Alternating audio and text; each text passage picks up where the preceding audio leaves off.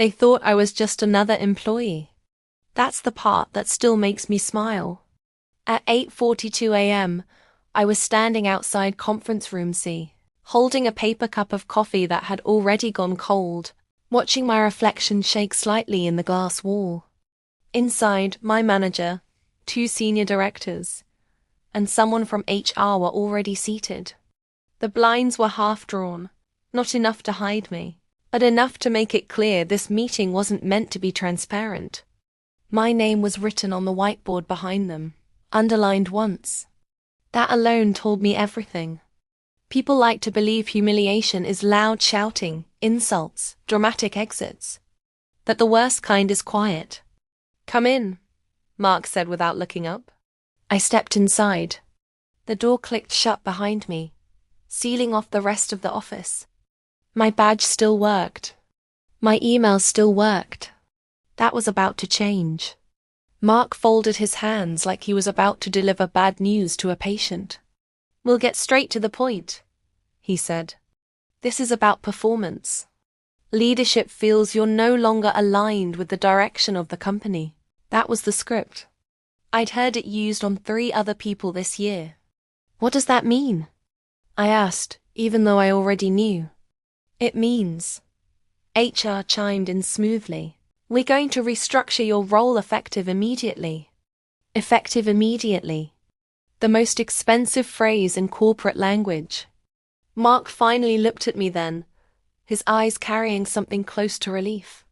"You've done good work," he added, like a tip tossed on a table. "That this isn't personal. It's business." I nodded slowly. Not because I agreed, but because I didn't want them to see what was coming yet. "Security will escort you shortly," HR said. "IT access will be revoked by noon." Noon. That mattered more than they realized. As I stood up, Mark added one more thing. "We expect full cooperation. You'll sign the exit documents today." I smiled politely. Of course. That smile confused them. I could tell. Security walked me back to my desk like I was contagious. Heads turned. Whispers followed. Someone pretended to type. Someone else avoided eye contact. I packed my laptop, a notebook, and a framed photo I'd kept face down for years. No one asked questions. No one ever does when they think the story is already written. At 9:11 a.m., my access was cut. At 9:14 a.m., I walked out of the building. What they didn't know, what none of them knew, was that this office wasn't the center of my world. It was just one room in a much larger building I'd been quietly constructing for years. By 9:30 a.m., I was sitting in my car, parked 2 blocks away, phone in my hand. I wasn't shaking. I wasn't angry. I was waiting. At 9:47 a.m., my phone buzzed. "They've started." That message came from someone Mark had never met. Someone who didn't wear a badge. Someone who didn't answer to him, HR, or the board upstairs. I started the engine and drove not home, not to a bar, not to clear my head, but to a private office 15 minutes away, where glass walls looked out over the city from above everyone who'd just walked me out. Inside, a conference room was already prepared, documents neatly stacked, screens lit, coffee still hot. At exactly 10:02 a.m., the call began. "Are you ready?" a voice asked on the other end. "I've been ready for years," I said. This wasn't revenge. This was timing. By the time Mark sat back down at his desk, smug and confident, believing the problem had been removed, the first email hit the executive inbox. Then another. Then another. By 10:38 a.m., the CFO was pacing. By 10:52 a.m., legal was involved. By 11:07 a.m., the board was calling an emergency session. And by noon the same noon they promised to erase me from the system. The company discovered that the employee they just fired was no longer just an employee. He was the hinge everything now swung on. They still didn't know the number yet. They didn't know that by sunset, $1.2 billion would no longer be theoretical. They didn't know that the office they just removed me from was about to lose control of everything it thought it owned. At 11:58 a.m., while Mark was still telling himself he'd made a clean executive decision, the boardroom on the 27th floor was filling with people who didn't usually attend emergency meetings. Legal counsel, external auditors, two representatives who weren't on any internal org chart. Faces tight, voices low. No one was smiling anymore. The email that started the panic was short and devastating. Subject: immediate review of strategic asset control and ownership structure. It came from a firm no one inside the company liked to hear from, because they didn't bluff. They didn't posture. When they emailed you, something was already moving. Mark read it 3 times before standing up so fast his chair fell backward. "That's impossible," he said out loud, to no one. He was just an employee. That was the lie they'd been telling themselves for years. What they never bothered to ask what executives often forget when someone stays quiet, stays late, and never brags is why that person doesn't play the same games everyone else does. I didn't climb the corporate ladder because I didn't need it. I used it every late night, every extra responsibility, every system I was asked to oversee temporarily.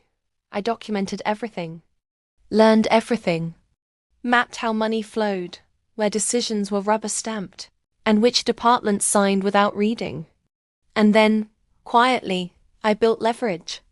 By the time the board realized something was wrong, the second call was already happening.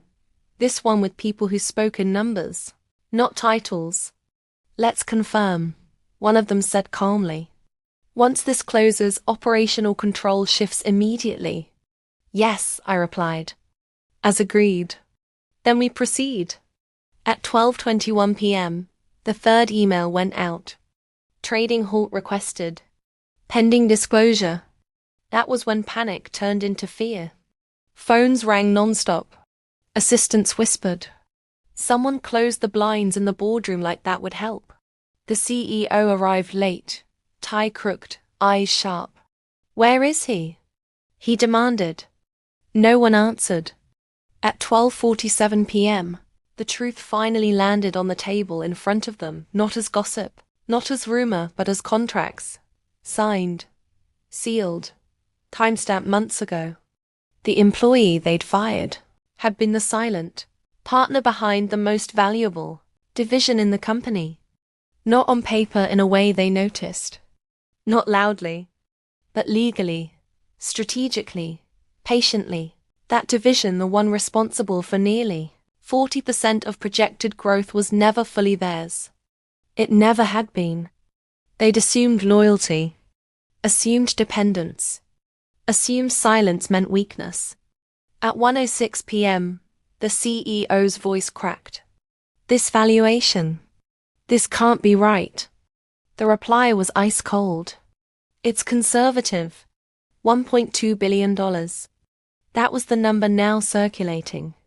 Not future potential. Not press speculation. Real money. Real commitments. Real consequences." By 1:30 p.m., news outlets started sniffing. By 2 p.m., investors were demanding answers.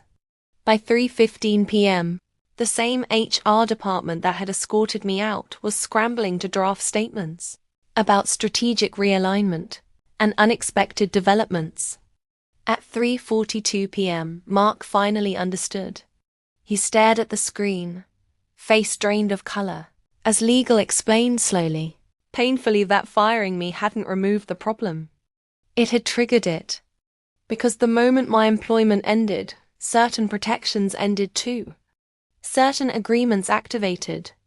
Certain doors opened that had been politely closed before. By 4:10 p.m., the board voted to suspend multiple executives pending investigation. By 4:55 p.m., Mark's access badge stopped working. I found out later he stood at the same security gate I'd walked through that morning, confused, asking questions no one answered. By sunset, the deal closed. Quietly, cleanly, exactly as planned. No celebration. No champagne photos. No victory lap on social media. Just a signed confirmation. A wire transfer notification. And silence where panic used to live. That night I stood on my balcony, city lights stretching endlessly below, and thought about how close they came to never understanding what they'd done. They thought power came from titles, from conference rooms, from escorting people out and calling it leadership. They never realized the most dangerous person in the building is the one who doesn't need to prove anything. The one who listens. The one who waits. The one who lets you underestimate them. On purpose. By the next morning, headlines would frame it as a shock. An unexpected reversal. A stunning outcome. But for me, it was simply the end of a long chapter. They fired me at 9 a.m. By sunset, $1.2 billion changed hands. And the office that once decided I was disposable learned something far more expensive. You don't fire leverage. You create it.